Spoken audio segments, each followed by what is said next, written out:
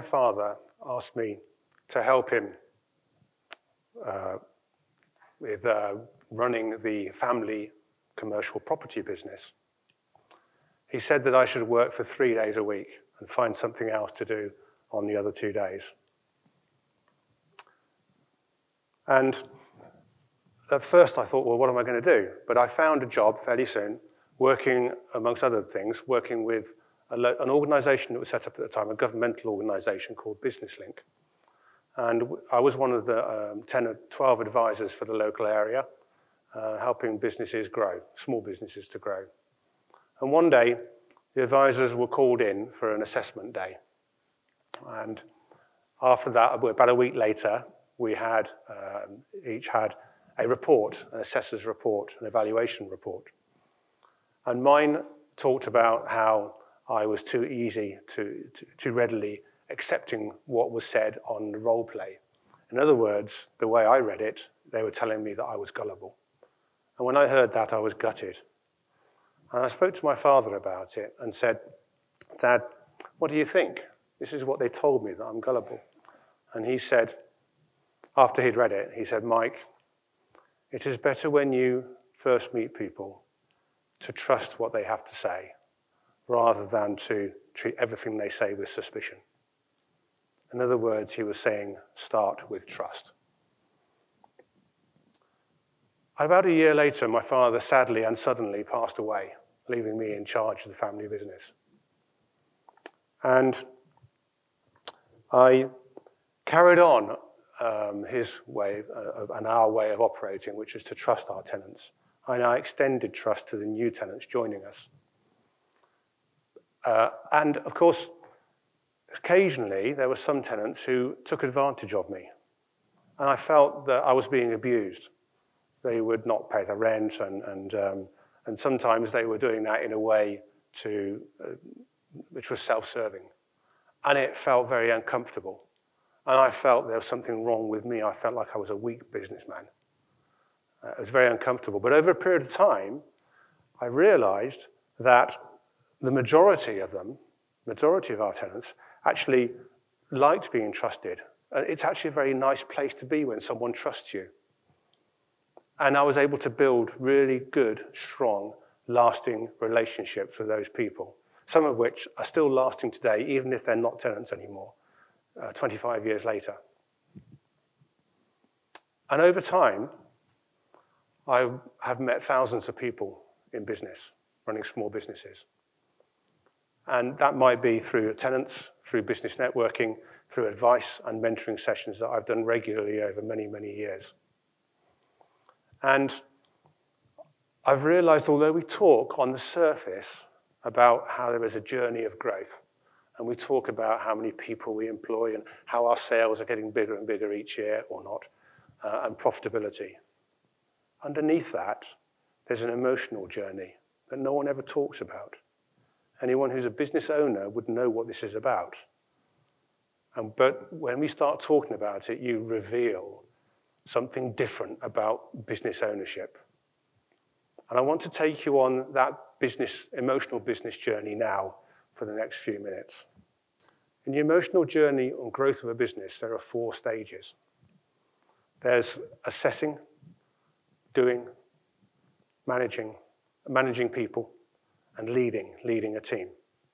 The starting point, and this is an emotional journey of excitement and exhilaration, tempered with anxiety and self-doubt. The starting point is when people are thinking about starting a business. The reason people want to start a business is not to make money, as most people would say. There's 2 reasons. The first is the passion and the excitement of what drives you. People would call it purpose, or some people call it the why of business. Not what you do, but why you do it. What's driving you? Sometimes I've met people where the driver comes from a hurt that they felt in childhood. It's really interesting to get down to the nitty-gritty, what drives people. And that passion is what keeps you going in the dark moments. You know, the moments when things are going wrong, you've had several failures and mistakes and problems, and yet you still get up in the morning and you still get out to work and you still carry on because the passion drives you. that purpose is really important in business. And the second reason is independence. So many of us are used to the control dynamic which we experience in most larger organizations, where managers tell us what to do and we can only do what we're told. We want to break free from that and do something for ourselves. Independence in this context is the freedom to do what we want, when we want, where we want, how we want, and with whom we want. But there's a barrier. And there's a barrier which is fear. We fear failure, and we fear what other people think of us. And the fears, there's nothing to fear about the fear. The fear is a gut reaction from the stomach, which helps us to assess the risk of what we're attempting to do. And we have to step through that fear. And the fear never goes, by the way. We face that fear all the time in business. The self-doubt remains with us. And those people who step through that fear move into the next phase, the doing phase. They actually get started. And this is where the excitement kicks in. I'm on my own. I'm going for it. I'm enjoying it. And as the business starts to grow, you start to have to manage the operation. And the first thing you have to manage is you have to manage your time. You're having to juggle the doing part of the work with the promotional side part of the work and with the administration. And as the business continues to grow, start taking on more customers, you then have to think about which customers take priority. And then there comes a stage where you are thinking about, you've got so much work on, maybe I need to take on my first employee. Now, there are plenty of business, sole traders, that never want to take on an employee. But those that do and are worried about their next step, they have to face the next fear, because the next step is managing people. And the fear they have to face is the fear of the unknown. Another big fear.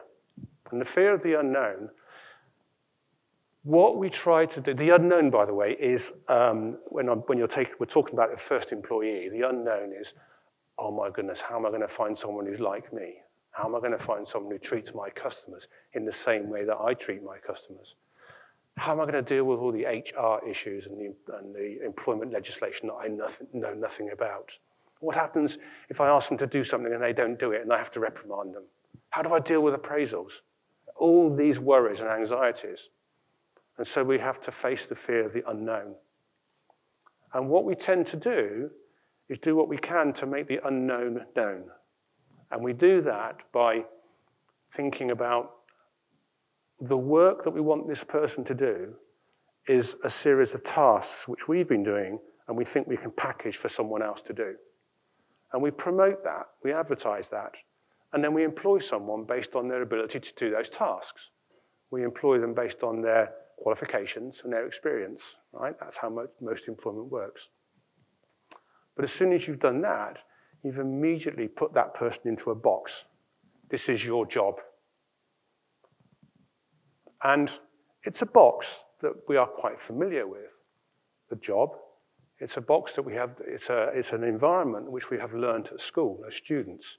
Teacher gives us the task, student does the task, teacher marks it. It's the same kind of dynamic that's happening in a managed business. And as time goes on and you take on more people, so you have to manage these people. And what you're doing is you're swinging your focus backwards, if you like, to controlling what those people are doing based on the tasks you've asked them to do. And appraising them based on how they've done. And over time, it becomes quite a controlled environment. And it's an environment which we're familiar with in most organizations. And it's damaging because it kills innovation. And it creates an environment actually where we find it difficult to break free from. And the manager or the owner of the business is spending more and more time looking after the staff than they are driving the business forward. And I've seen this happen in many occasions with my tenants. Some of them have said to me, Mike, I used to love my job, and now I'm just managing people. But there is a way of breaking through this.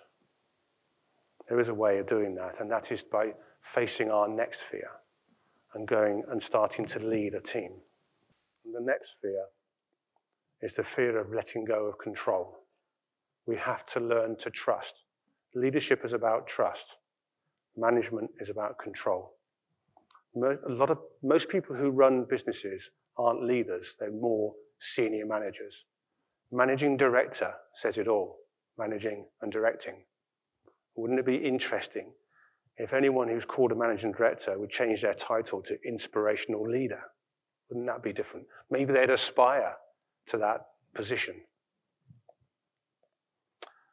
If you trust your team, you can face the future and you can be looking towards the opportunities that present themselves to you, knowing with confidence that behind you, working with you, is a team of people who are also doing the same thing, facing the future, looking for opportunities. And what a dynamic experience that is. It's what I have in my business. So I know it's dynamic and I know it works. I have a team, instead of a team of slaves to the job, they're a team of volunteers who would gladly work for nothing. I say that, I would never ask them that. It's a volunteer kind of arrangement though. And the issue is, how do we get to that place? Starting from here and shifting to here, how do we do that? Well, I would suggest you look back to where we started in business, and we started with the two motivators, which are passion or purpose and independence or freedom. You see, if you can go back to what drove you, what motivated you in the first place, your purpose, your why, and relive that, because it's been lost in the control dynamic of management. If you can go back to that and remember what it was and start communicating it to your team, then you encourage everyone to be motivated and enthused by the same thing. Those who don't will have to leave. And when you employ people, you employ them based on whether they share your enthusiasm. And then you've got a team of people who are all working in the same direction. That gives you direction and movement. And the second thing is you need to be thinking about independence. After all, if you started the business because you were interested in being independent and didn't like the dynamic of control, why have you set a business up which controls everybody else? So you need to start thinking about, how am I going to do this? And the way we've done it is by creating an opportunity-orientated environment. What that means is, yes, of course, there are tasks that need doing in any business. But what you can do is offer every member of your team opportunities to try something that puts them out of their comfort zone. It means they have to individually face their own fears of failure and what other people think of them. And slowly what happens, their self-doubt and their anxieties slowly change. As they work through these projects, and on the projects you tell them where they've got to get to, not how to get there. That's up to them. You let them make their own decisions.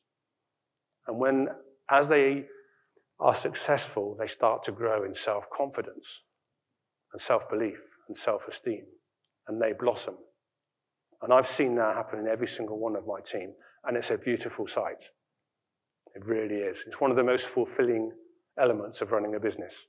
And as you do that more and more, so they aspire to more and more opportunity and more confidence. And that's how you build a team, using leadership. Management is about controlling.